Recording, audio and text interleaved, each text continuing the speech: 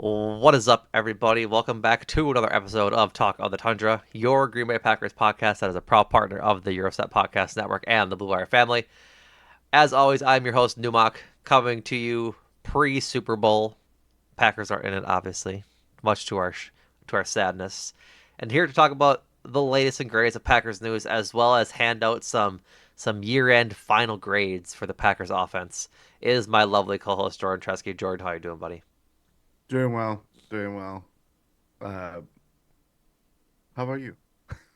Doing good. Has life seemed a little bit uh duller since the season's ended? No more Packers football. We get Chiefs Eagles Super Bowl, which is grim. We could have had Bills Commanders in what would have been a fun thing to watch. Now it's gonna be painful. I don't mind the Super Bowl. I just don't care for either team to win. I I think don't need Philadelphia fans having more joy in their life. I don't really want to see the whitewashing of history in the Chiefs getting a three-peat, the first ever apparently, which is obviously not true. And so plus just like I'm sick of the Chiefs winning. I understand, but I think this is what I don't know. I find it all Exhausting? well, I find it tiresome that look at the Super Bowl matchup. Look at it's the Chiefs Eagles. We just had this. It's the Chiefs again. It's the Eagles. I am of the mind that if you are going to multiple Super Bowls, some of them in consecutive fashion, like the Chiefs have done. This is the Eagles' what, like third Super Bowl appearance in like 8 years Yeah, or I eight think years, 6 years. 2016 was their first, I think. It was 18, 18, 22 and 22, 24. and 24. So seven, whatever it equals out Yeah, to. whatever it is. Either way, I'm just more. I think it's more of an accomplishment, especially when we hear about like anybody can win the NFL, anybody can win. It's like no, it generally comes down to you still have to be a really good football team. And as Yeah. much as like the Bills, you know, it sucks that they're in the same conference as the Chiefs and Patrick Mahomes is, but Yeah. them's the break sometimes. I mean, Lamar Jackson and the Ravens have the same thing. Yeah.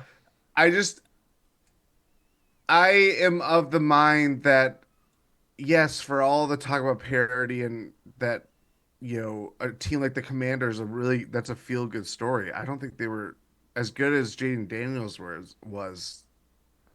They were not there. You know what I mean? Well, They were yeah. not there. I just think like if there's a time to go on a run, they were doing it. And like Oh, of course, yeah. that's what's nice about the Super Bowl in my mind is that like it's that any team can, like you said, as much as you don't think like that any team can win, you still be a pretty good football team. I mean, look at the Packers last Super Bowl. They had no business going on that run. They had like 17 players on IR, I think. Yeah, it's They lost Charles very Woodson halfway through the Super Bowl. Like, yeah, it takes a lot of talent to get there, but I wouldn't call them like I wouldn't have said they were a favorite at all, kind of thing. And so I like to see fresh faces in like in the Super Bowl. That's why the uh the Rams Bengals one was fun. that's what I was gonna bring up is Like like the that's the last Bengals. Super Bowl like I've enjoyed. Like the 49ers being in it every couple years, the Chiefs being in like what six of the last not six but five now five of the last like seven or something like that. I think that's the only one they Because could think of that they've been to four. they've been to more No, because because they've they've won won three. three and they lost one. So and then since Mahomes has been a star, I think this will be five of the last seven they've been in the Super Bowl. Because Yes, that's right. because Yeah, then it was Bengals in Bengals. 22, and Yep, then Patriots in the year. Mahomes' first year Yep. started. Hmm.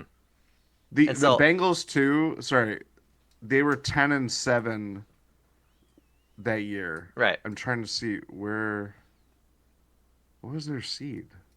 they would have won their division. I'm pretty sure. Yes. I think they probably were the two seed because they played Mahomes in Kansas State, if I'm not mistaken.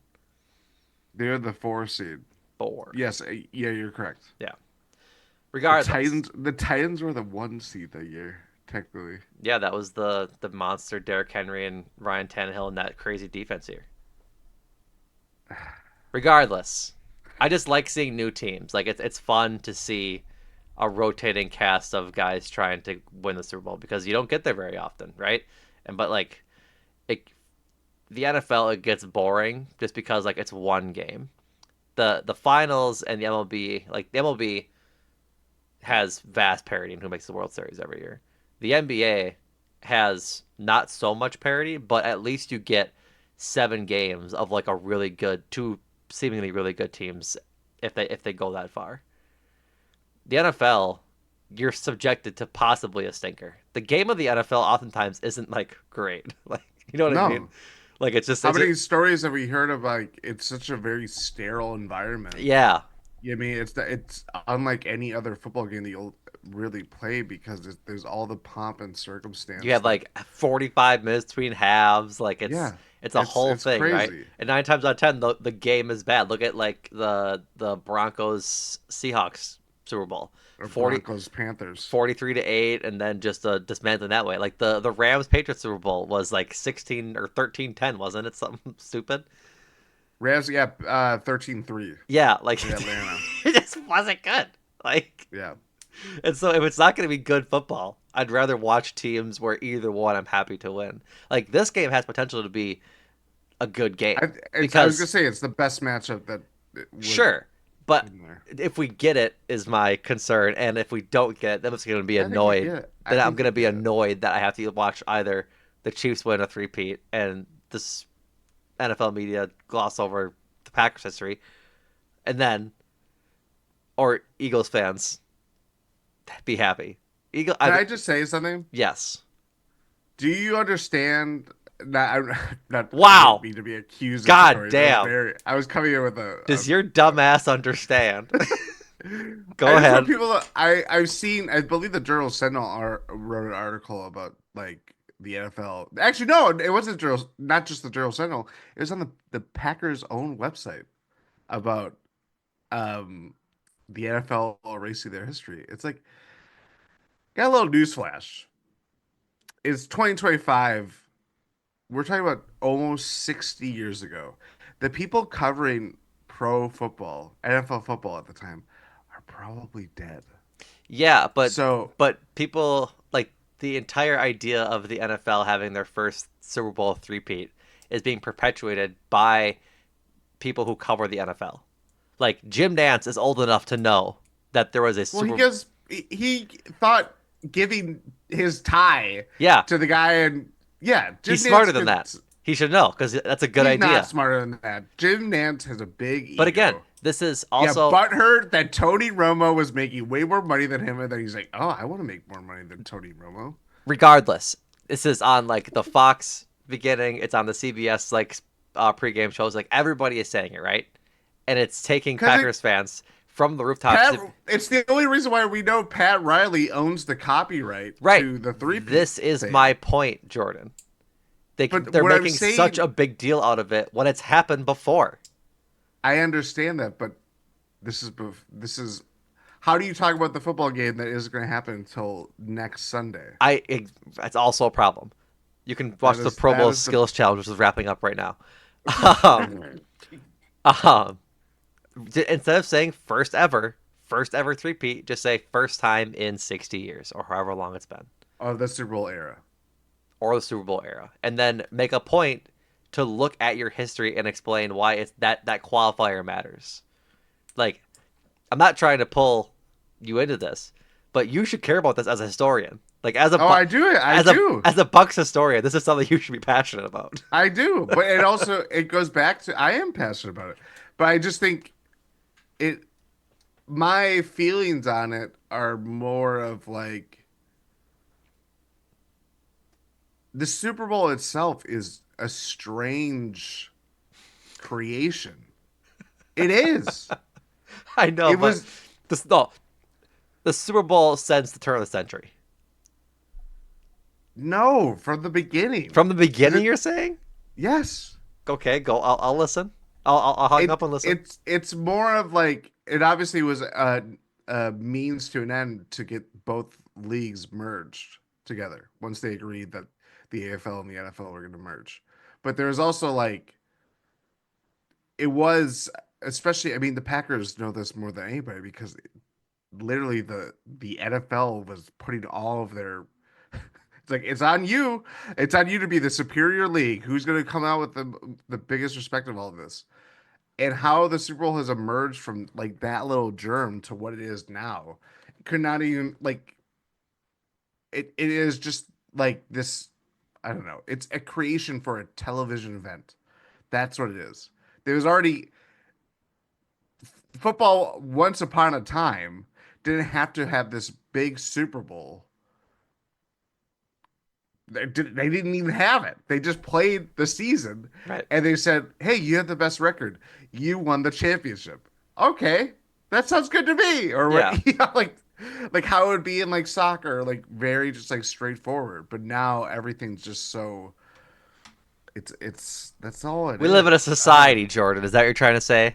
We're prisoners to capitalist ventures, and we have to watch a 4-hour football game with a with a soda sponsored halftime show, I subjected to mean, bad advertisements that we see for 2 weeks ahead of the game, anyways. yeah. When Harry met Sally, I talked about this last week. I was now they're showing it. It's not even the week. What is going like what is those people on Madison Avenue in New York just they can't keep their mouths shut. I hope you all enjoyed this episode of Talk of the Tundra, where we dive into why we live in a capitalist society. It's a So long off season. We'll explore more we'll about explore more next it. week. So let's get into some news and notes, some real Packers talk. Uh, a litany of coaching announcements. We'll talk about them all at the end, not at the end, but at the end of this little my spiel of what's been happening. Uh, the Packers officially brought back Luke Getsy as an offensive senior assistant and extended the contract of special teams coach Rich Bisaccia. Uh, Getsy obviously with the Packers for 3 years, from 2019 to 2021 as the quarterbacks coach and the passing coordinator, and then went to the Bears in 22 and 23 under Matt Eberflus and spent half the season as the offensive coordinator for the Raiders, who were coming back to Green Bay just last year. Um, Rich Bisaccia's contract, which will make him one of the highest paid coaches, special team coaches in the NFL, extends him for another year to take on the role of being the senior game manager for Matt LaFleur. We'll get to that again in a minute. More coaching news. Packers linebackers coach Anthony Campanile is considered a leading candidate for the defensive coordinator role in Jacksonville under Liam Cohen, who is a weird person, I will say.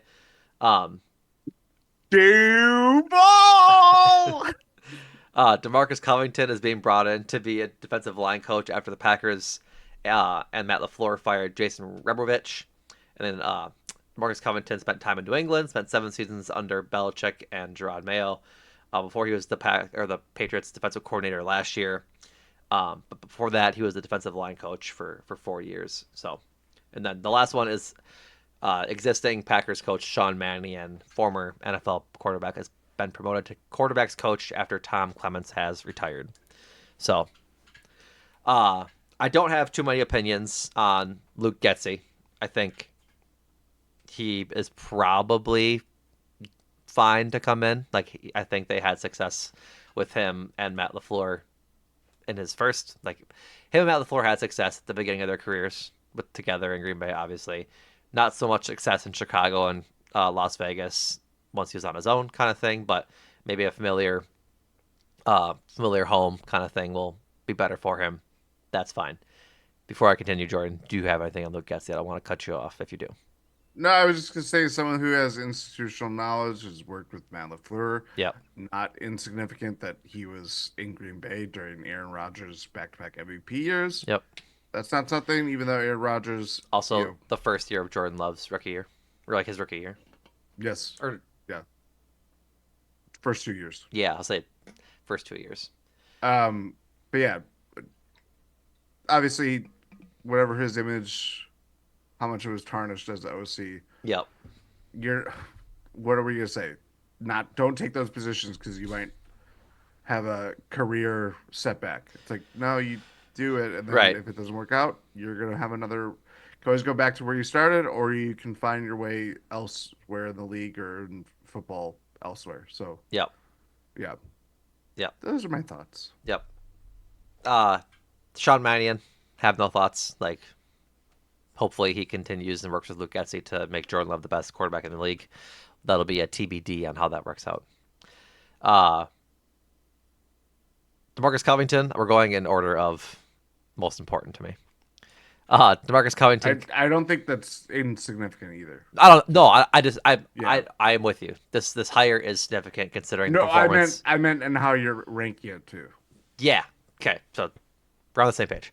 DeMarcus Mhm. Covington coming in to replace Jason Rebovich. Big fan. Like I'm just a fan of making a change there. Patriots have had a stout defense for a couple of years, Even when they're bad, even when they're like bad. bad. Yep. So big fan of just bringing him in and seeing what he can do because, as we've talked about ad nauseum, and we'll get into grades for the defense next week, but the defensive line just hasn't been good, and we've seen Kenny Clark stall out after he got his big deal or his second big deal. Devontae Wyatt was on a trajectory to being better, and that's good, but like he hasn't become the star, not the star, but like the impact player I particularly and other fans have hoped he would become after being a first round pick. And Hmm. then just the other like ancillary, not ancillary, but like the third and fourth string guys. They're being effective, but they're not.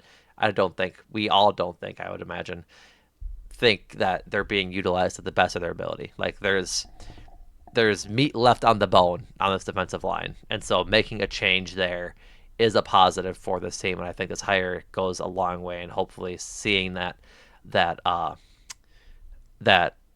ability realized and that my brain is fried right now. My apologies. Just hopefully they get better is what I'm trying to say. And I think under I Jeff think you're. Hafley, they've gotten better. Like the defense looked better this year, right? I think the defensive line looked better-ish than it did under Jeff Barry. But I think this is that next step to making the three levels of the defense like solidified, look really, really good, and have a top 10 defense again next year. I think you missed probably the biggest person that I'm sure I did. Rashawn Gary. Yeah, I kind of think of him as I. Yeah, yeah. Demarcus Covington will be working with Rashawn Gary. In my mind, I was listing the D linemen, not the edge Yeah, rushers, which like is my mistake. interior. No, it's it. This is a pass rush that needs to get better.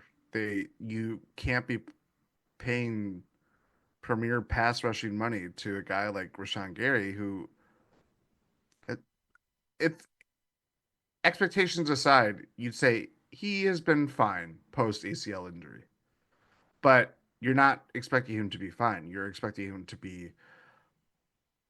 I mean, we're not going on the defense this week, but I think we'll pick up on this conversation when we do this because it's going to be better for a longer range discussion, I would imagine. Yes, But yeah, it's just to your point. There's more meat on this bone. This is how Lucas Van Ness was the first round pick in 2023. You just paid Rashawn Gary not long after that. I think that was during the season last year, it was. 2023 season, not 24. It was during the season 2023. You extended Kenny Clark from this off or the last off This season past offseason. and Devontae Wyatt. He was a first round pick in 2022. Like you invested so much Need in the his fifth, defensive line. making a choice on his fifth year option this year. Yeah. And it's like at some point, and the way that Jeff Hafley wants to play is get pass rush pressures, disruptions, whatever, Only through your front four, through the front four, right? and have the back half secondary linebackers cover middle of the field outside. Like the irony is that they when they dialed up the pressure and had a little bit more played with everything, like they looked good. But you have to do that if your front four is not getting home. So therein lies the rub there. So that's where someone like Covington, who has a lot of experience, comes with a good football background, program, whatever you want to call it, had great success even when the Patriots fell off after Brady left. That's not nothing. And I also think it's very important is someone like Campanile is could get poached to go to Jacksonville. Having someone like Covington come in, he, we may think that he's the defensive line coach. That might change if Campanile leaves to get the DC job there. So that's where things are. You could tell things are a little bit in flux because I know Tom Silverstein, the Milwaukee Journal Sentinel, was even mentioning that Adam Stenavich is interviewed at various places. A lot of the I think OC jobs Detroit. have been I think Detroit was one of them. Detroit, Chicago. There was another, maybe Dallas.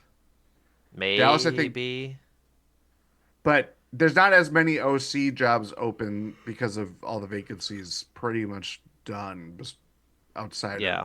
Though. Saints, Yeah. though that looks like it's pretty much done too. Who are they But hiring? I missed that. I think it's Kellen Moore. Oh. Oh, because That's I what, suppose because he's still the offensive coordinator in Philly, so he hasn't been hired yet. Got it. Got it. yeah. Got it. But yeah, And McCarthy is out of the running yeah. Said he's too. not coaching this year. This next year.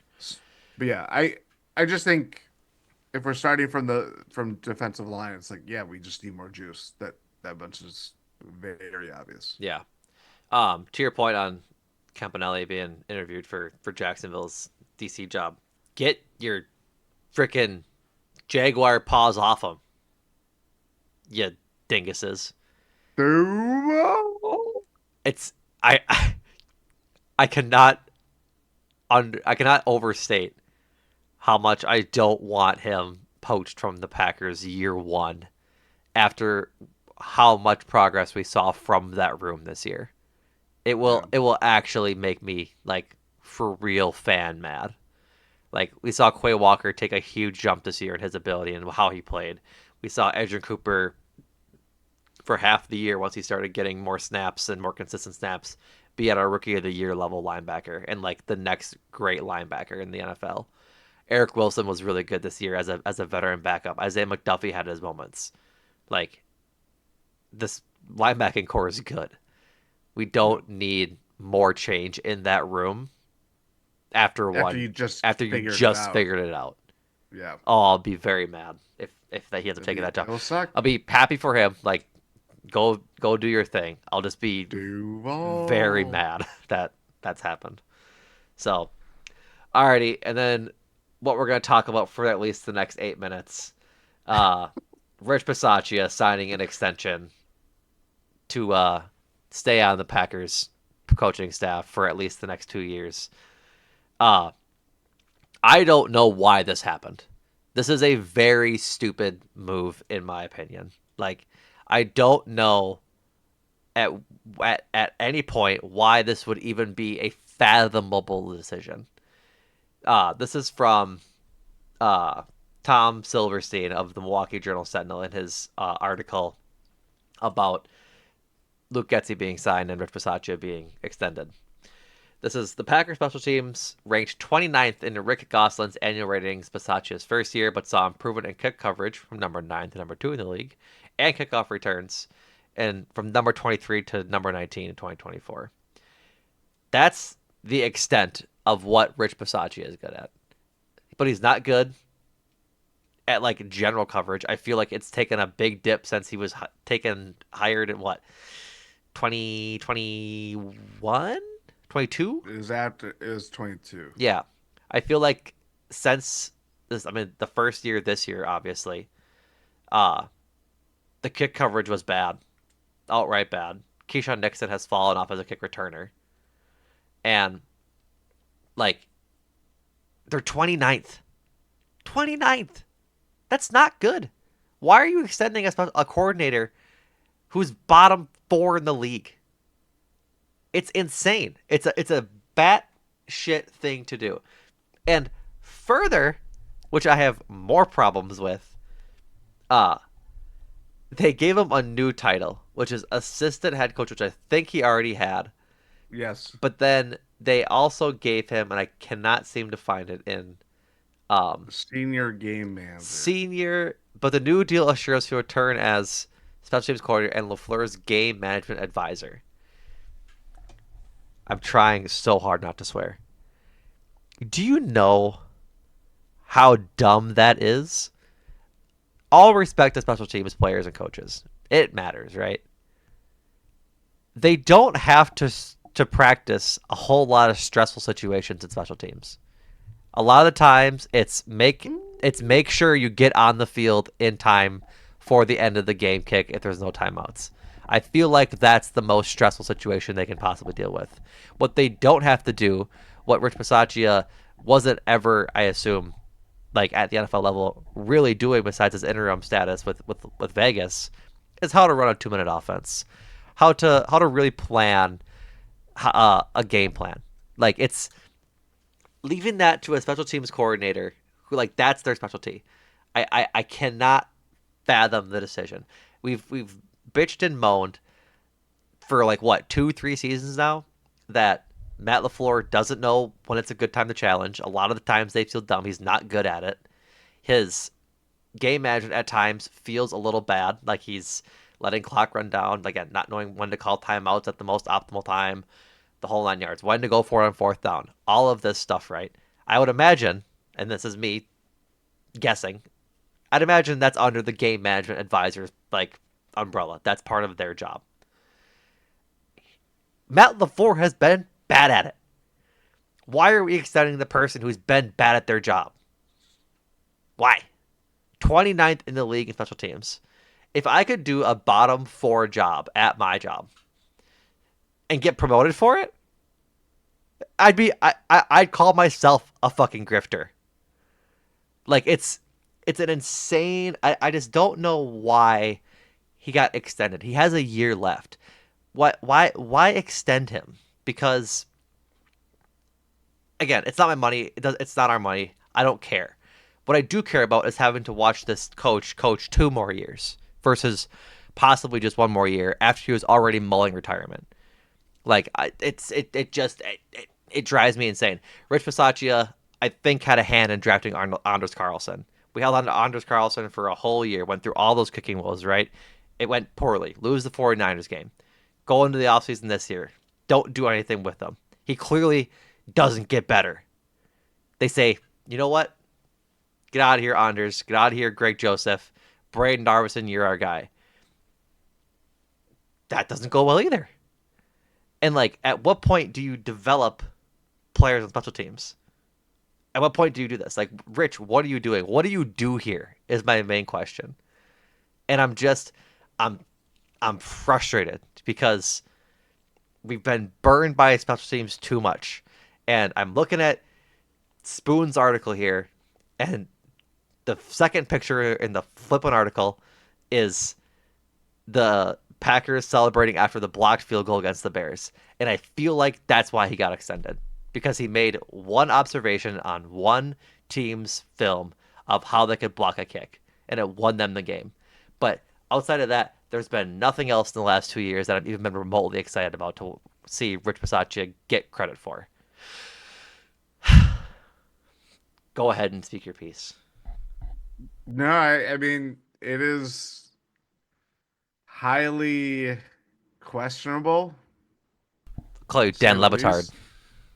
You're well, Poppy. Um, um, we are kind of split in boxes that for the highly questionable. We just need someone in the middle. Um, it would just be I don't know. Like Rich Versace is probably he with this title now. He's a coordinator. He's on an offensive coordinator, defense coordinator, but he's the second most important coach on the sidelines. Um, yeah, he's just uh, it is quite baffling. I think part of it is maybe they just it's stuff that we don't see. It's the stuff that maybe we see in game balls getting handed out or like stuff like the very few things with like locker room stuff, but it's like he clearly carries a lot of weight. It was a big thing that they got him when they did, but I agree with you. It's like Keyshawn Nixon has been their biggest development project. going from a return specialist to slot corner, wearing two hats. Now Now played actively saying he doesn't want to kick return anymore. actively, yeah. Well, and also his importance to the secondary, even with possible additions or improvements being made this offseason, Right. is pretty high. Like he's not just He can't depth be back. filler He anymore. can't be back there getting smoked on kick returns, fumbling the ball in the playoffs anymore. And yeah, and it's crazy that I mean it's good that he avoided serious injury with that, but it's like he is too important to the Packers overall like ecosystem and secondary that yeah, he has a point that he shouldn't be doing that anymore. So that's where it's like, where do you? I just think it's one of those things where they've clearly leaned on Rich Bisaccia for a very long time now. And a lot of the focus was on kickers. But as we talked about, even going into the 2023 season, it'd be like the Zan Andersons of the world, the Dallin Levitts of the world, like those guys that they hung on with roster spots. And it didn't burn them with like guys that they cut in order for them to be on the team. But it's still one of those things where if he has so much influence and so much sway in roster decisions, in how the special teams look, even when it's largely been meh, as once McManus came in and they at least like established like their kicker punter and it'll change with their returning specialists on both sides of the ball or both situations. But like I just don't I don't know. I just keep coming back to the fact that it's baffling, and maybe they don't want to upset the apple cart and go make too many changes, especially with someone that's the most senior coach on the staff. But it is still like, uh, eh. My, I agree with what you're saying. Like we're in agreement. To your point about why they wouldn't do it though. Who's on again? I'm trying not to swear, but I can't hear. Who's on the fucking apple cart? Who are we upsetting with a firing of Rich Bisaccia? What gets worse? You can't get much worse than you can now. Brandon McManus is a good kicker because he's a good kicker, not because of Rich Bisaccia's Rich coaching. Versace He's been a exactly. good kicker in the NFL for like what feels like I'm close to a decade. I think it's been like 7, 8 years he's been in the league. Over. Oh, Yeah, it's been a while. He's good. he was on the Broncos Super Bowl team in 2016, Right. so it's He's a literally close to a decade. he's a good kicker. Like it's not Rich Bisaccia's credit that he's a good kicker. You can give him Daniel Whelan if you really want to, but Daniel Whelan's a good punter because of his ability. Maybe it's because of Bisaccia's coaching. I'm not sure, but outside of Daniel Whelan, what can you point to that he's done well in the last 2 years? His first year, there were improvements, of course. I don't know anymore. And if you're upsetting the apple cart, who is it? Is it Zane Anderson? Is it Tyron Hopper? Is it Matt Orzek who should be on the team? I just don't know. Like I don't quite understand why that would be the reason for not firing him and instead extending him. Again, if they just let him go on his contract, he turns 65 and probably retires. And now, Well, I think it's very clear that the threat of retirement was the angle or way to get leverage of like, do you really want me? Do you want me to go into a lame duck year, even though he's he's a lame duck to begin with. well, that's what I'm saying is that Right. I know. if It's you're just going into a lame duck year, and the fact that whenever he is mentioned, it's followed by the fact that he's one of the three highest paid special teams coaches in the league, which is not nothing, even for a job that I think on the pecking order of offense coordinator, defense coordinator, special teams, everybody would be like that ranks third. So yeah, like I don't know. yeah. I'm just annoyed. Obviously, obviously. Well, I think what's more worrisome is that I understand he has head coaching experience, and he brought the Raiders to a playoff appearance where it really came down to the fact that Brandon Staley's a dumbass. and did it that's how the did it Raiders go made for the the tie? playoffs. Yeah. So, but I digress. It is, I think, the biggest problem is that special teams mistakes bit the Packers in the butt in Week 18 against the Bears, Yep. The in the the the Eagles game. not being ready for the fake punt that led to a kick return touchdown. Exactly. It's like now you're adding game management, like decisions and awareness, clock management, whatever you want to call it. Like that's on his plate now too. So it's not like it's.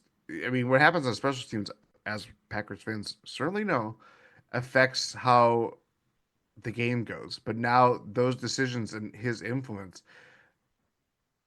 theoretically leads into other areas that I'm not sure that he's capable of really doing. Yeah, I don't need his 29th ranked tendrils touching my fucking offense. Let's just be honest, the offense was not much better than special teams by the end of the year. Yeah, and is it gonna get better if he touches it?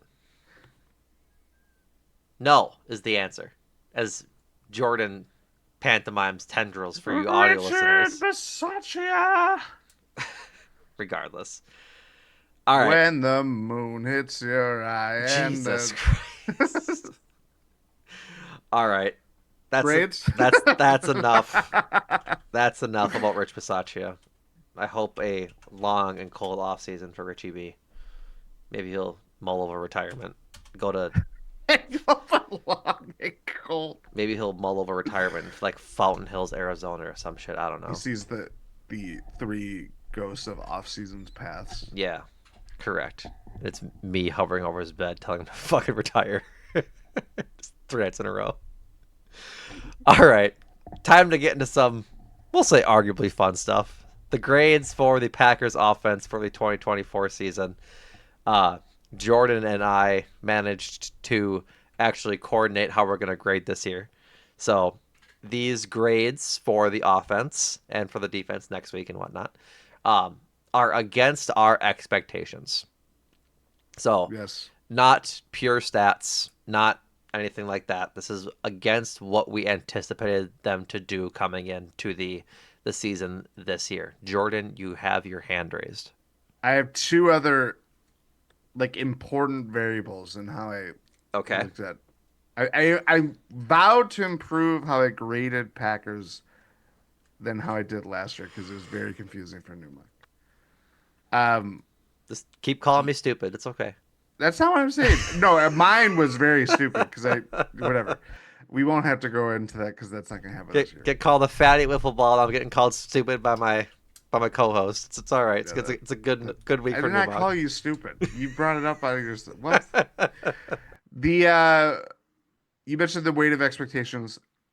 I also thought of like when I think of back to games this year, signature performances. What comes to mind? Did this player have this? Can I look back at that game and be like, oh, that's the game that player X flashed or whatever? It's a very smaller thing, but it's like it helps encapsulate grades for me. And then I'll also roll relative to grading scale. So, for example, we'll get into it right away. How I look at Malik Willis is different than how I looked at Right. Jordan Love. Exactly. Exactly. There's context here. So so let's hop right into those grades, starting with the quarterbacks. We got to start with QB1. Jordan, what is your grade for Jordan Love? I'm going C. I went C plus. Both of us pretty average. I feel like that's relatively appropriate given Jordan Love's sort of sophomore slump, if you will, at quarterback. I was mulling C for a very long time. I think the only reason I gave him a C plus is because I think his injuries really did hamper him for the most of the season. His MCL sprain, coming out of Philly and Brazil, and then his groin injury that didn't really get better until uh, midway through the season, I think really did affect his play this year. Um, there's, I think, Zach Cruz or Andy Herman, one of the main Packers beat guys tweeted out a video of what 2023 Jordan Love looked like on the run and taking QB draws and things like that, and he looked like a real runner, looked like a quarterback that is able to be mobile in the pocket and escape from pressure and take off running. That wasn't really there in 2024, and I that's partially the reason why I gave him that plus. I think he was affected a lot by those injuries, but as I've talked about on the pod a lot, he missed a lot of easy throws. He didn't get better at stepping up by the pocket. He just he just had a down year, and so he had less touchdowns, less yards, the whole 9 yards for this More year, picks. more picks. So yeah, C plus for me. C for your seems appropriate. Yeah, I agree. Malik Willis, what did you give him?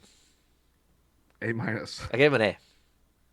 He uh he had no turnovers.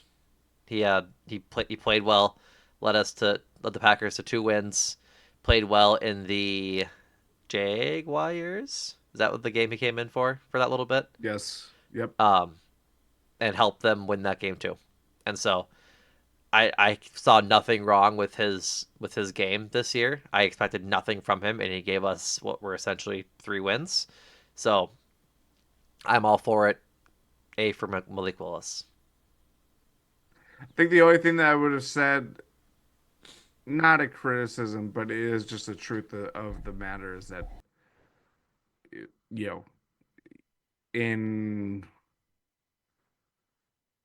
4+ games, if you want to count 2 snaps at the end of the Philly game. I don't. I'm not. Um, he was 40 of 54. So it's like he played his role. It's game manager, but like can throw the downfield pass and complete, to Jaden Reed or whoever it was in those moments. But He had a couple of them. oh yeah, he had more than a couple of them. But it is just more of like, it is knowing the fact that the Packers were very much like, okay, this is our fastball is Josh Jacobs feeding the run game, feeding, keep going. And then if it's a third and long and he converted plenty of third downs this year, it's Malik Willis dropping back the pass and hopefully, completing and converting first downs.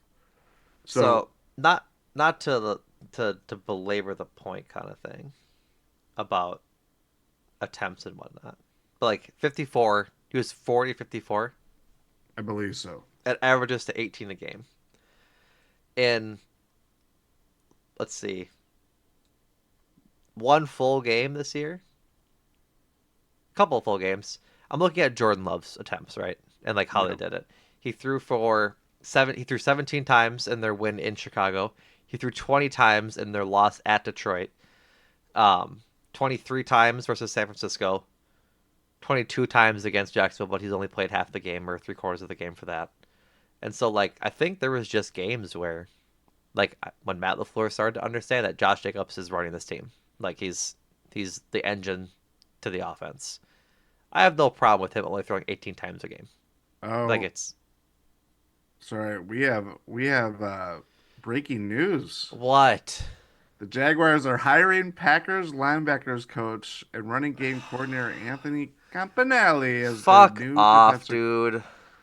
Jordan Schultz, son of Howard. Uh, that sucks. That sucks. So we kind of just belabor this whole point. The in the grades or in the coaching changes in that news. I'm Yeah. I'm upset. This is not good for the Packers. Is how I'll say this because everything Rory just said. That linebacker core looked really good this year, and it's late in the process of to go find a new linebackers coach. Like everyone, they've already went through all the processes, so they got to go find someone new now. Ugh, it's not late, obviously. It's still January, but it sucks. That's a tough blow for the Packers. That's really tough. Yeah. Damn it. Damn it. All right, whatever. We'll talk more about that next week when we get more information on who they're We just got interviewing. Duval'd. Yeah, we did. Damn. All right, moving on to running backs. Moving on to running backs. Uh, Josh Jacobs, or I'm sorry, I didn't grade Sean Clifford. I'm sure you didn't either. So No, yeah, no. I don't know why I put that on my roster thing, but I did. Um, Running backs, what'd you give Josh Jacobs? A. I also gave him an A. Had a couple of ill-timed fumbles that kept him from an A plus. Kind of got had a slow start to the season, but that was more, I think, the offense figuring out how he would be useful versus him. But regardless, great season for Josh Jacobs. Um, glad he's here. Glad he's here. Yeah. I also set a franchise record, which to Yeah, do in your first season in Green Bay is considering their many records. yeah. I heard that they won a three-peat. They did. They did. They have, I think, two of them actually, don't they? Yes, that is true. Yeah. Um, yeah, A is probably the Easiest A that I gave. one of three grades that were like I like immediate. Yeah. You do it right away. This next one is also immediate for me. Emmanuel Wilson. What'd you give him? B plus. Gave him an A. I was tempted to go higher. Like, okay, So, okay, go ahead. Say your piece. 274 snaps. He had the third highest PFF grade on offense. I know. 103 carries, 502 rushing yards, five total touchdowns, 550 yards from scrimmage. Literally anything that we wanted from a backup running back, like what people thought AJ Dillon was going to be for Years. years. Yeah, I mean, like that's How many times did he I fumble the ball, Jordan? I'm gonna guess zero. It is zero. He played mistake-free football all year. Like he is what you needed as a running back too.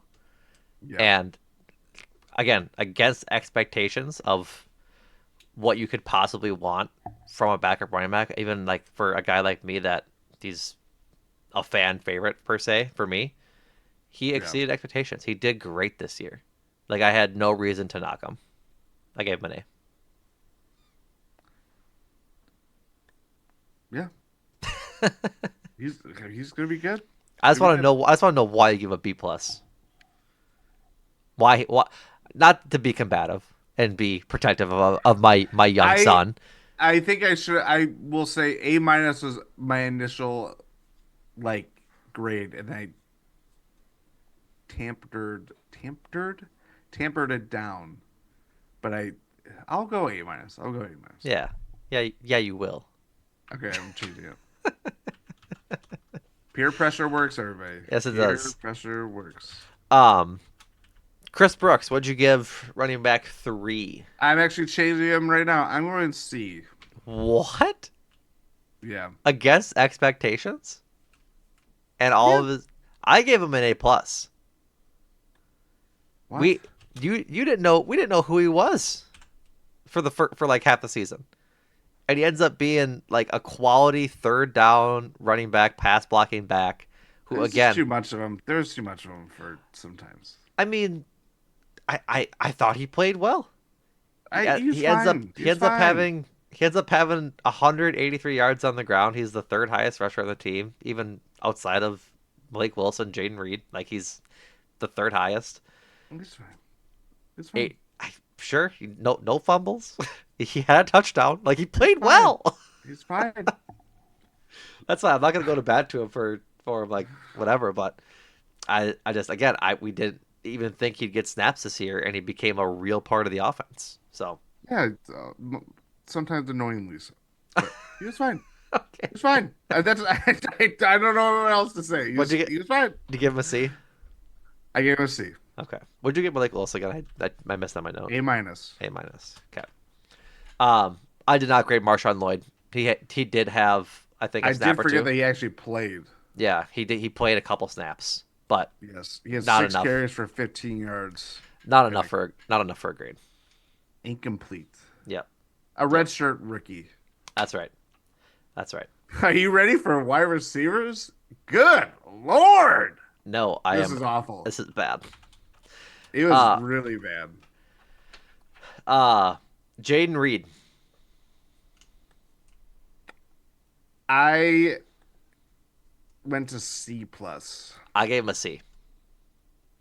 I expected wide receiver one out of him, and he did not even come close to fulfilling expectations. And that's not like a dig at him. He just didn't. It was a really weird year for all of these pass catchers, and so like it just yeah. I gave him a C. This is including all of his like jet sweep motion stuff that he was on the ground for. Like he had big plays, but he also had the most drops in the team. Most drops on the team. I kept coming back to the fact that his first set of the year was good. I think it looks better because of how it ended for him. Mm-hmm. Didn't have a touchdown the last 6 games, including the playoffs. Still finished with over 1,000 yards from scrimmage, which is not nothing. Technically more than what he had as a rookie. It's just what's disappointing is that I think if we had done grades at the bye week, he would have been like top 5. Probably. He was so good. Yeah. And even like he kind of has I feel like this is heavy in the rookie year, but for him, especially this year, it's like he scores in clusters. This happens a lot actually with Dobbs too. Yep. We'll get to him in a second too. But like Jada Reed is like the kind of like even for a team that had clear red zone struggles, Mm-hmm.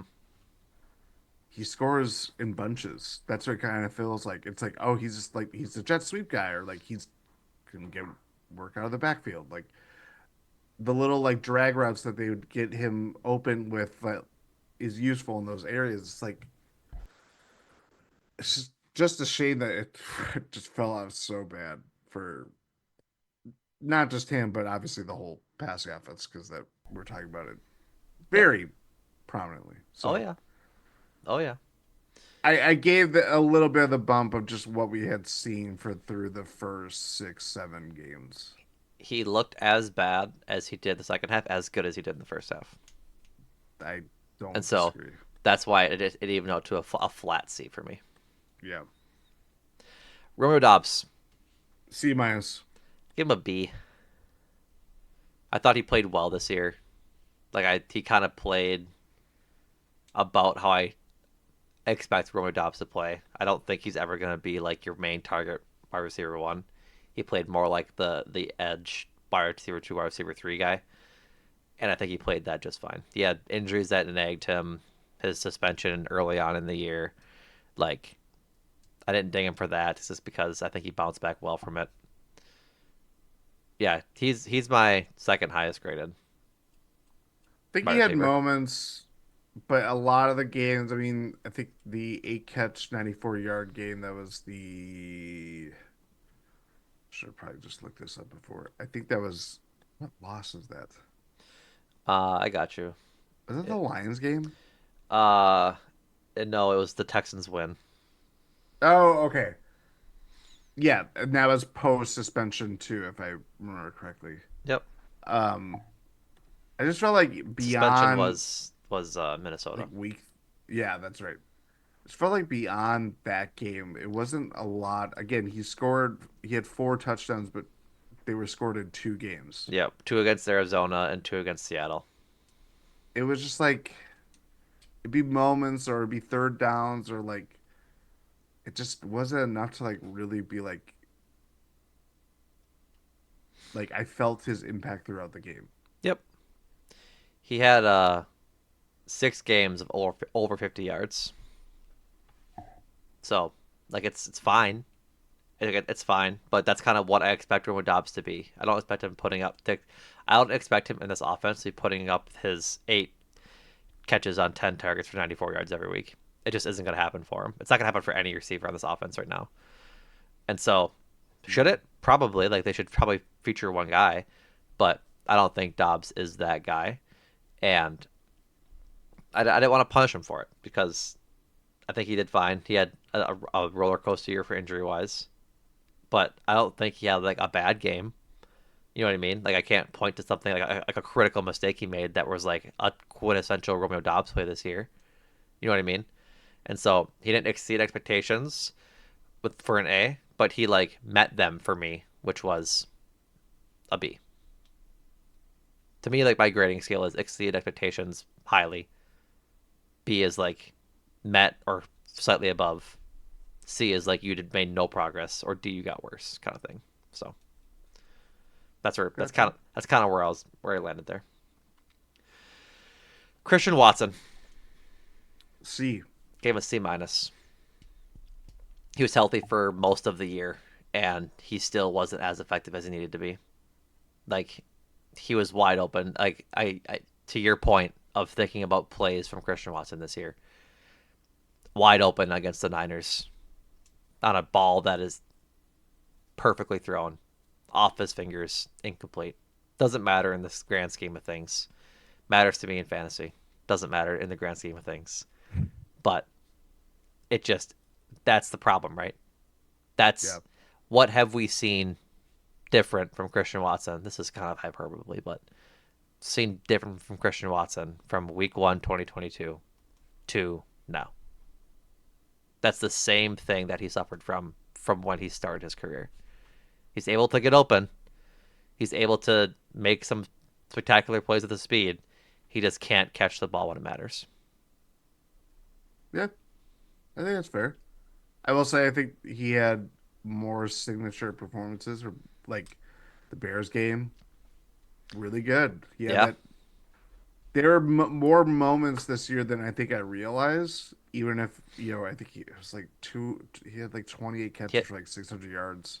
Yep. 29 and Like he, 620, but like only he's two really like touchdowns. he is just that downfield threat as much as Mm-hmm. that his But like dad his dad, no, fight stop, tweets about. stop. Well, I'm just saying he, he knows. I know. Um, but yeah, I just think it's this is where I was just gonna say, like, doing the grades for the wide receivers this year, I was like, this is not good. No, I it's as not. much it's I have one good grade in this group, so we'll get to it. oh, Uh, I would say your Dobbs one was already high enough. um, but like yeah, it's and that's the thing with Christian Watson is that when he does when he's good, he's really good. 4 for 7 or 4 catches on 7 targets against the Lions for 114, no touchdowns. 4 for 4, 150 against the Bears, no touchdowns. He had 2 touchdowns all year. He had one against Philly in week 1, and he had It was like, one against Arizona. yeah, Like he needs to be impacting the game more, and he's not. And it's not like he was hurt this year. He tore his ACL late in the year. That's tragic. That sucks. I truly honestly, I'm not trying to be dismissive. It stinks. yeah. But at least in his rookie year and his sophomore season, you had something to point to. Is like, well, he was kind of hampered. He couldn't stay healthy, but when he was playing well. Like you look back to like the Dallas game where he goes for 3 touchdowns. Like he looks good. Looks like a dynamic receiver. This year, he played in, I'm pretty sure 15 games, I think. 17 games or 15.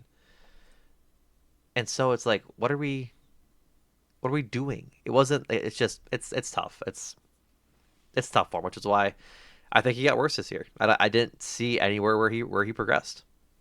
That's why I put that little minus on his C, like because it matters for my end, right? Who fucking cares? But that's why we do this is to talk. So Dontavian Wicks, D, I gave him a C. too much. Probably.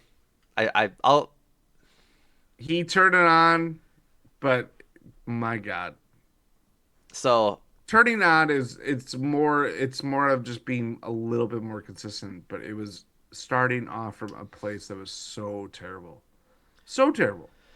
so here's my question for you. What's the difference between Jaden Reed and Dontavian Wicks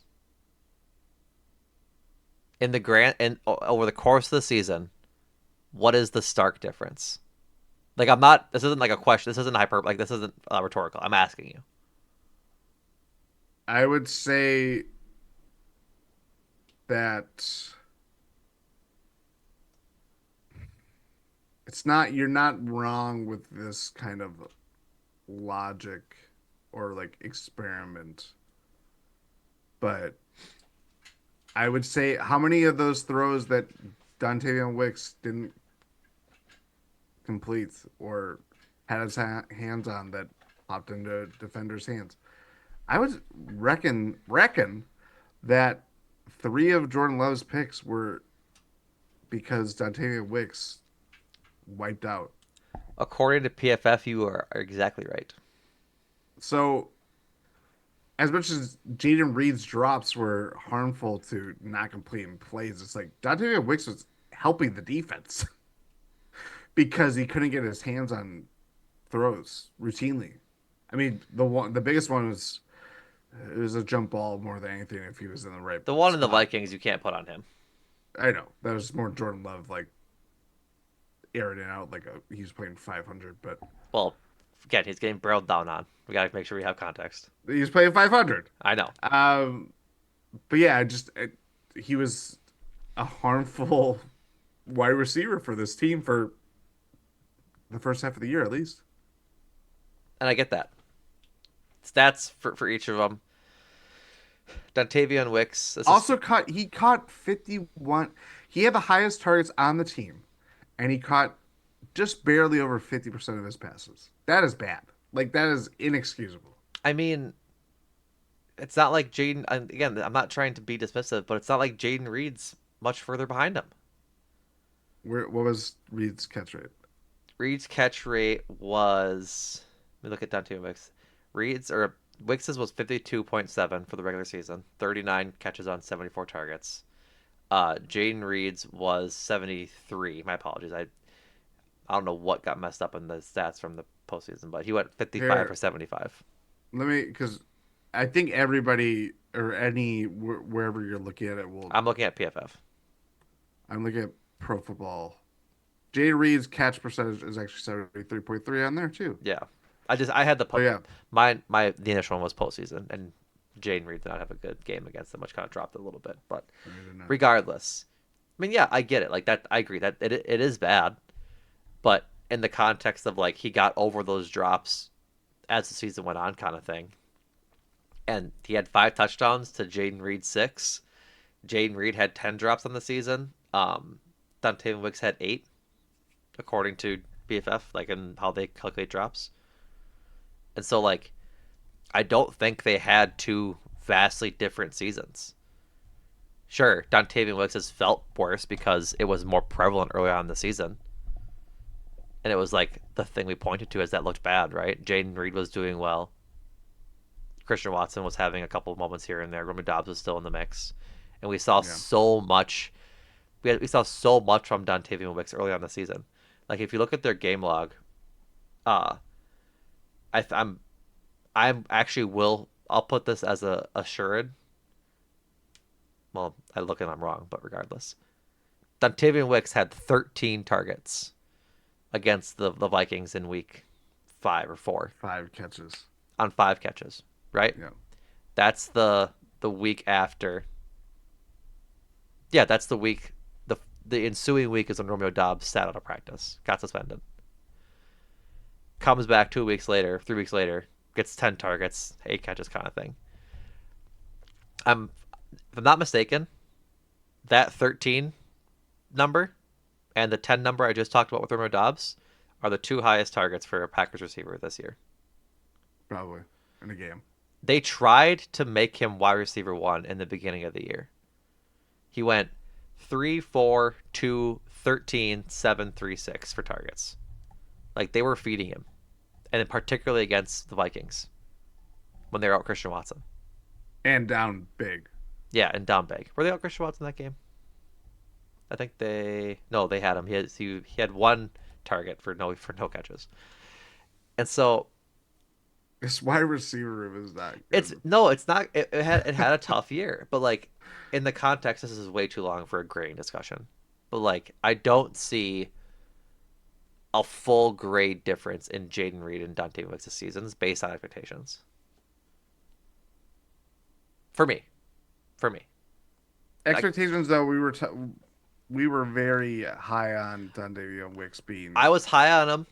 Like I told you, pre like off all pod last week when we did our preseason results and whatnot that the most wow plays was going to be Dontavian Wicks. It wasn't. It was, wow, he dropped that ball again. Wow, he had it, and then it went into the cornerback's Yeah. hands. I Yeah. just think like the early on woes really color his season when I think he ended it better than you might anticipate. Like he ended the season from San Francisco on with like this is started with the Miami game. 4 or 5 for 30 yards, 4 or 5 for 49 yards, 2 or 2 for 14 yards, 3 or 7 for 13 and a touchdown. Uh 4 or 5 for 43 yards, 5 or 6 for 49 yards. It And was then better. It was right. no doubt better. But for me, it's like it's coming back from like an F, like with Sure. red ink, As a to second like, year guy, kind of like being force fed the ball. Like and I it's not his problem that. no, I mean, it's not. It's 20% of the problem, I would say, sure. of his that the passing offense was just fell off the cliff because Right. it's not his problem, or it's not his fault that Jay Reed's not getting touches or can't get open, or Yep. Christian Watson goes down with an injury. Romeo Dobbs has his concussions. Like, And he was available it all is the year. nature. I'll give him He credit for was the that. most durable. Like he was just around, which is good. So whatever. Hmm. Like I gave him a C again. He didn't get better. He didn't get worse. So uh Malik Heath. D plus. What? He was fine. I give him an A minus. I, Again, you weren't expecting a whole lot from him this year because again, he's not a guy you anticipate doing anything with. He was targeted 12 times. He had 10 catches for 2 touchdowns. it's Like, good. how do you give that guy a D? I honestly probably moved on. Okay, fine. Regardless, like I thought he played well. Like for a guy that is solidly your fifth receiver, sometimes Yeah, six he's behind Bo he's Melton, more well, not even because he's not even he's dressing game days sometimes. right That's and where he's on the bubble. right. He had no drops, 2 touchdowns. Like he just short of 100 total yards. He had 97 yards on the season. Like I just thought he played well. Like I think he did his job as a fifth guy. Be a reliable guy. Don't make mistakes, and you're good kind of thing. So that was my reasoning for him. I enjoyed. I don't know like what his NFL career looks like kind of thing, but um on 10 of his catches or on 5 of his catches he got first downs. Like that's it's a plus. Like it's he had like it's just a plus. So I gave him an A minus because I thought for a fifth receiver he just played well. I wasn't bemoaning him getting the ball kind of thing. So Yeah, that's me. Bo Melton, what'd you give him? D. See, I'm starting to not understand why you give D's. I gave him a B.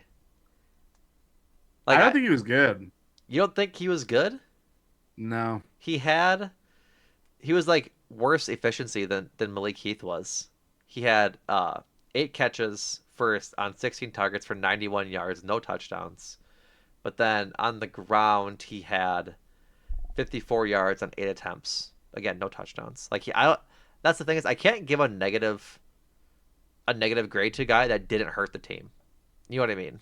Like he didn't do anything so bad this year that he deserved that grade. Again, this is against my expectations for Bo Melton and Malik Heath. Like I think they both played well enough. Like we saw progress from them. Like especially Malik Heath. That's why like I give him an A. Like he played a lot better on efficiency and had a couple touchdowns than I expected him to be coming out of last year. Bo Melton was in the mix. You could have wished he didn't have a couple of the jet sweeps he had, but I thought he played well. I will say there was always kind of the lingering thought that maybe Bo Melton's late season. I mean, he goes from being this like cast out practice squad guy to be one of the three wide receivers that the Packers depended on to make the playoffs, win their playoff game against the Cowboys. Like he had the between him and Wicks, they were kind of fighting for more snaps, being able to get more looks in the offense. I just thought It's kind of like he made good plays. I'm not going to deny that, but I just felt like in terms of total impact on what this season looked like, Bill Melton's was like the size of like a fingernail. Right. Like I totally understand that. I totally agree with you. Like his impact on the season wasn't large, but we talked about at the top that the grading was against our expectations for these guys, right? When you're playing NBA 2K or you're looking at Madden NFL, you look at, oh, this guy has someone's got to be a 71 and is the ninth guy off But the we're bench. not ranking them on their ability. We're giving them their I that's grades and how they performed. I'm just saying I'm just saying if he wanted to wow me, he would have been wowie zowie. All right. All right. Tight ends. Moving on. Tucker Craft, A minus. B plus. He's he's he's Jaden Reed. He didn't do anything outside of his good stretch of games where he deserved like the A for me. So I gave him B plus. He had a good season. He improved on last year. Like he's on the trajectory to becoming a top five tight end in the He's the number NFL one tight end with a bullet on this team. That on this team. on this team. Yeah, he's Yeah. not. I'm saying top five tight end in the NFL. Like Oh, he's I know, but coming into this year, we were talking yeah. about how that Could be the Luke Musgrave and how two-headed yeah and he took a hold of it. Absolutely. yeah, But he suffered the same thing as Jaden Reed did, where he had a really good stretch of games, but outside of that, it just didn't manifest for him in the offense. Whether that's through his own ability or just how the offense was ran this year, because like you think about the season, his quintessential game was the Rams game. Starting with the Vikings game the week before, he was 6 of 9, 53 yards, a touchdown there. 4 or 5, 88 for 2 touchdowns in LA. Then he had 2 games under 50 with 2 and 3 catches against Houston and Arizona. Has a touchdown against Houston. 78 yards on 3 catches and 3 targets or a touchdown against Jacksonville. And then he ends the season not well. Like it's his biggest game to end the season was Miami, 6 of 7, 78 yards. Otherwise, he's just kind of around.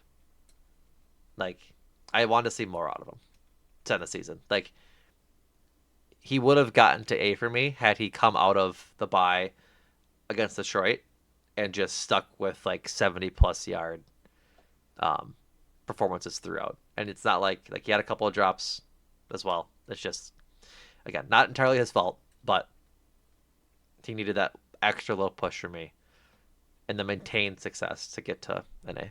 I think the one thing is that again, this pass catchers by committee because Tucker Kraft is not a wideout. Um, this is where if we're obviously numerical bringing game logs and look at did they hit this threshold or did they hit this 70-yard mark or whatever. It's like this is where it's harmful to like look at that because it's only eating away from what the Packers have like their hierarchy or Right. all that kind of the noise within the numbers that it helps. But I just thought his strides as a the fact that he ranked third in yards per scrimmage, led the team with 7 touchdowns.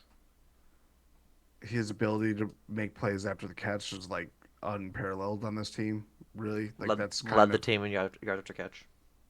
that's pretty big for someone that's obviously a tight end and doesn't. Oh, I agree. I'm with you. I just thought again, I'm gonna probably boost the first half of his season versus the last, but Sure. there's also the fact that he gives them an edge in blocking schemes, and he's just become a very well-rounded player. 100%. 100%. I can't fault you for your grade. So Luke Musgrave Incomplete. gave him a C. I think he played enough to not earn a complete. He ends up logging. Let me double check He here. did play more games than I remember too. Yeah, he played Thankfully, in. Why can't I find it here? One, two, three, 7 games. 7 games. He didn't really hmm do a whole lot. He only had one game over 1 catch, and that was against the Vikings in week 5, whatever that was, week 4, week 5. He didn't even eclipse 20 yards in a game this year, but again, I think he did what we expected him to do, and wasn't able to do a lot of it because he was injured. So I'm not knocking him, not promoting, not like praising him, just how it shook out for him. But like 7 games and a good amount of snaps in every game, I can't. Yeah. Before he got hurt, like I can't give him an incomplete because he played 4 straight games before getting injured. So, um, Ben Sims. D. I think this we have a clerical error in how we grade. I gave him a B. Yeah, I don't know. Again, this is for me. It was against expectations. He had 4 catches for 42 yards on four I targets. don't want to give, I don't want to, I'm gonna have to add this caveat next year. Yeah, we need to But talk. I don't want to give I don't want to give Ben Sims a higher grade than I do. Like, I, um, Go ahead. I'll let you speak. Jada Reed is a name that was coming to mind, but like someone who has a more prominent role that, yeah, he did have a perfect season, or like it's not like a Josh Jacobs. Right. Malik Willis is just kind of he's the outlier because he had to play and he did win games for the Packers, multiple games. Mm-hmm. So that's where it's like versus a guy that's your third tight end or second tight end for a lot of the season, but doesn't he's not factoring the passing game. He's usually just an extra blocker and was fine, but it's like I just think that I couldn't live with myself if I gave him a better grade than someone who played okay like Jaden Reed. Right. And That's what I'm. you're grading impact on season, and Yes. I'm grading impact on performance. Yeah. You're grading on total amount of snaps and the quality of those snaps Yes. versus and putting weighted towards total amount of snaps. I'm just grading this like the quality of the snaps that he took. I don't care how That's many he true. took. I do I like think I do except like when if he played enough no. snaps, like Luke Musgrave we just talked about. But like the next guy, True. John Fitzpatrick, didn't give him a grade because he played like nothing. Even though he had, let's see, he had 73 total snaps compared to Ben Sims, who had 224. Ben Sims almost had as many receiving yards as Luke Musgrave did, Right. Like, which is I don't know what is more disappointing of that fact. right. Well, it's for sure Luke Musgrave. Like, right? Like, It it is. It is. So, definitely is. all right, last group, offensive line. We'll go left to right. Rasheed Walker, C minus. give him a B plus. Looking at the stats, Whoa. looking at the stats, he I think he received a lot of flack from me personally, as well as other Packers fans for how he, like, what the stats actually bore out, which is where I'm He going. did have a lot more of a rockier first half than I think we remember. I think that again, that's see, this is where we probably gonna run into this a lot with a lot of players, but it's like the first half of the year, like if it's a Jaden Reed or if it's a Tucker Kraft or whoever else, like Hmm. Dontavia Wicks is kind of the inverse of that, but you understand what I'm saying. It's like how much weight are you giving it to when the Packers are good or figuring it out, or the fact that Rasheed Walker had a lot of penalties, had the most pressures on the team, but also like was kind of steady in some games, and It's also but like the context of like left tackle is almost always getting the best edge rusher, yeah, oh yeah, and so because it's yep. like he had We think of it as a 20 20 20 20 20 split, but in terms of impact, it's like no, left tackle is going to get a little bit more bean a lot more, counter. a lot more in the bean counter. Um, 9 penalties called on him this season. 3 sacks allowed, not the most on the team, by the way. No, Uh, does allow the most pressures, but again, it's left tackle. Like you're going to be going against Yeah, you're gonna be. the best guys, and so that like I was there. I was ready to give him a pretty poor grade, and then I watched like for lineman for context. I did watch some film. I just like picked a game, and I was like, yeah, I picked a game, and I just was like, all right, show me passing snaps, and I'd like watch Rasheed Walker, and he looked fine. Like it's hard to uh to really knock his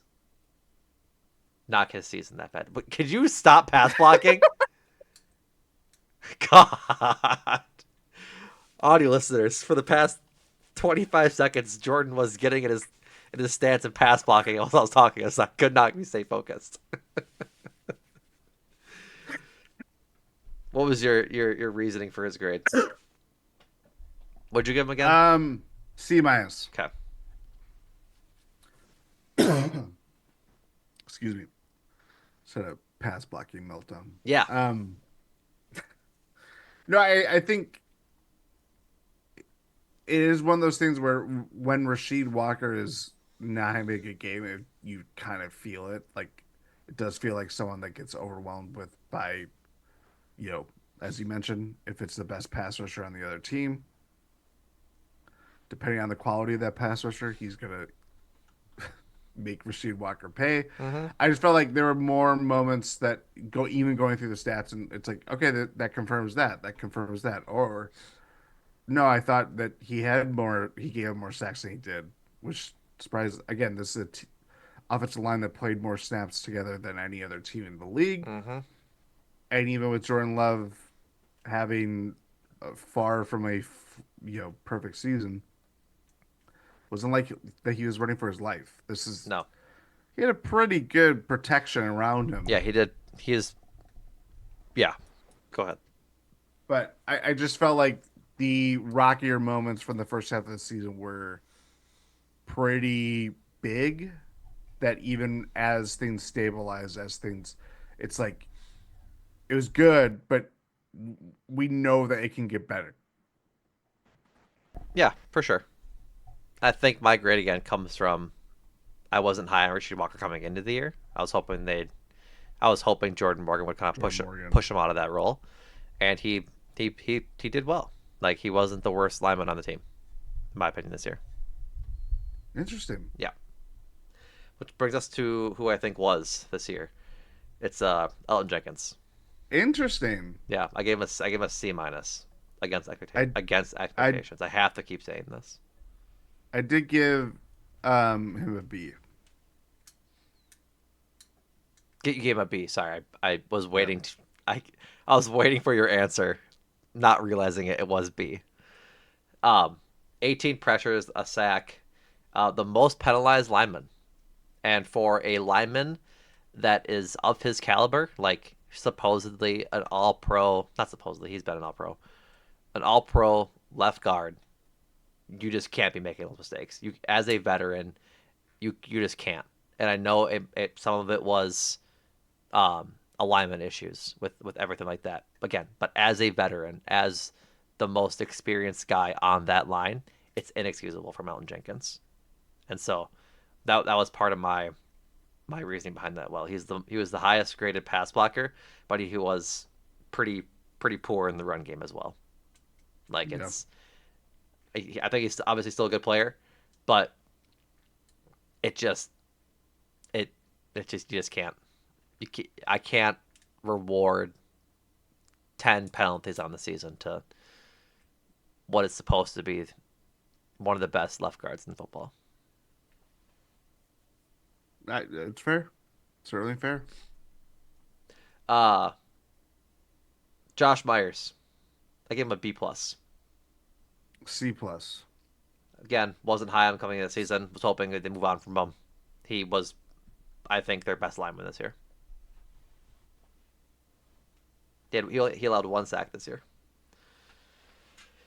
Allowed one sack, and I think played his best football, much to the hee I hees will agree. and ha ha's that we gave to that comment from Goody last year. I think I was prepared to give him a higher grade than I actually did. Yeah. I do agree. I think that this is his best season. Um, can he get better? Least penalized lineman. That is, He only had four called them all year. yeah, not nothing too. 31 pressures to only one sack. So that's kind of like, again, I you can let him get close as long as you let him get home, and that was kind of how he played this year. And so, like I said, I was not high on him coming into Too the season. close, man. Was not high on him coming into the season. Wasn't I thought for sure they wouldn't be bringing him back. Now they might, but yeah, I enjoyed Josh Myers here. Uh the right guards, Sean Ryan. B minus. That's what I gave him to. Thought he played well this year. Carved himself out on a nice throw on the line. Beat out Jordan Morgan, in partial due to injury. Um, Eh, I mean, not at the start of the year no, though, they were platooning and he right? was playing well. They were platooning right guard every other Yeah, that's series. yeah. But once Jordan Morgan got hurt, he He obviously won. took it over. But it Yeah, wasn't like he was playing worse than Jordan Morgan, and then Morgan gets hurt and he gets the spot. He was no, playing better than I Jordan felt like Morgan. yeah, it felt like Ryan won out that job pretty, if not just Yep, you know, to- say for week one or two. totally agree. Yeah, Allows four sacks on 28 pressures, so not a great efficiency. And seven penalties called on him. So it's fine. It's fine. But again, just glad he carved out a role for him after being a bench lineman for the last 2 years. Uh Jordan Morgan, I gave him a C. I gave him incomplete. He played, 166 snaps, I believe. yeah, it's not a lot. It's 6 games though, and so I thought that was enough to give him just like a flat grade. Doesn't allow a sack, allows seven pressures and those 186 snaps, 104 passing snaps. So not a great efficiency kind of thing, but again, he plays 6 games. I think I can grade 6 games, which is just mine. I don't care that you give him an incomplete. That's just kind of was my reasoning for it. Uh, Last certainly not least, Zach Tom. I went A minus. I gave him a B minus. I was prepared to go under, and then I was. He certainly slipped by the end of the year. I think his Eagles game was pretty terrible, to be honest. I think, Yep, but and there was another game where he was kind of having trouble with. Maybe it was the Vikings game. Yeah, it was definitely the Vikings game, the second one. yep. Um, but outside of that, I just think he's. It wasn't like I mean he wasn't all pro or Pro Bowl, which again I think He that's started that way. he started that way. I think it trailed off. Yep, like the rest of the team would trailed off, but he PFF loved him, gave him really high grades across the board and all the offense, run blocking and pass blocking. Uh 28 pressures, four sacks, tied for the lead on the line. Him and Sean Ryan tied at four. Uh, Again, tied with Elton Jenkins for the highest penalized player on the line. He had That he yeah, had 10 penalties called against him, seven were accepted, and three were declined. I struggle with that. Like I struggle with giving a higher grade when you're supposed to be one of the guys. Like Rasheed Walker, seventh round pick, second year guy at that starting position. Like it's fine. Like if you're getting penalized 9 times, I understand it. I get it. For Zach Tom, who had high expectations for me coming into the season, yeah. didn't live up to him. To across the full year. Again, he started very, very well, and then it fell off. And so the penalties were the bugaboo across the line this year. There are so many penalties that kill drives, and you just can't have it. And that's where I gave some pretty harsh like penalties for or like grading decreases for the amount of penalties and how efficient you were at the sacks kind of thing. It's fair. Because like yeah, Sean Ryan and Zach Tom had the same amount of pressure and the same amount of sacks put up, which is nuts. Rasheed Yeah, Walker had 9 more pressures and 1 less sack. So that's why you got a better grade for me. And that's that, folks. Interesting. Thank you for. That's all. That's all for this episode. We finished the offense. Uh-huh. We'll continue this And we discussion. covered breaking news. Yeah, much to our chagrin. I hate that news. Hate that news, man. Yeah. It's not great. It's not great. It's not going to be ideal. I don't know who they're going to pick, but hopefully Jeff Halfley can identify another linebacker talent to come in. But we'll talk more about that next week as we go through the defense's grades and special teams. Matt Orzik, Daniel Whalen, Brandon McManus, Braden Darvison kind of thing. And so, thank you all for listening. Go check out all things GSPN over at gspn.info for links to all of the pods. Subscribe to all of them. Subscribe to the premium Substack. $8 a month to get premium podcasts. All of these pods ad free, as well as the written articles from everyone over here at GSPN. Check out Eurostep and Win in Six as they go over the Buck season as it's in progress, obviously. And the trade deadline comes up this coming Tuesday. So be sure to be checking those pod feeds for all the latest and breaking news as it comes from the office of John Horst and Shams and Brian Windhorst, probably. Or maybe even Chris Haynes. Haynes Briefs, baby. That's right. Go check out Cruising for a Bruising for all things Brewers. I think pitchers and catchers report in like 5 weeks, if I'm not mistaken. So It's less. I believe I saw it's 13 days. yeah, love to hear that. So baseball's on the horizon. So go check out Cruising for a Bruising, and then make time for this with Adam and Andrew as well, as they do all things Junk Drawer Pod, movies, and the like. So, all right, folks, we'll be back next week. Appreciate y'all listening, and Jordan, thank you for pass blocking into the outro. Thank you.